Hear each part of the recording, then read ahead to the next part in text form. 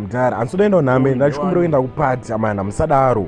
Aiwa kana wanemba yako zvitangotaura izvozvo yako mana handeika uku. Mudhara unoenda ndakatobhadhara mari yangu. Zvandataura mufana it's fine now, hapana chichachinja ipapapo. Ko ndikadzoka na1 hanimbononokedze masikati futi ndokonoti bhopa ndodzoka. Mudhara ingaa ndageza mota 1 apa ndikungokumbirawo ka1 chete mudhara ka1. Aiwa achirega uramba uchinditaudza. Hausi kuenda. Zorwadza. Kana wakura ukanofunga zvekunorarako kana kubhawa ka hatimbokuvunza. Asi kwete pamba pangu. Hamusi kuda. Handisi kuda. Unonetsa.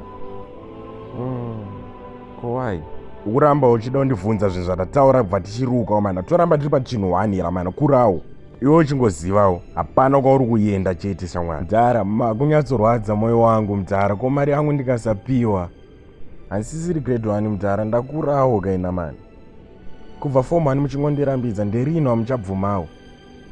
Sorry satomboita ako sorry. Koenda I know zviri kukurwadza asi haungambosiye nhamo wangu. Hakana gadzira tende unhamo.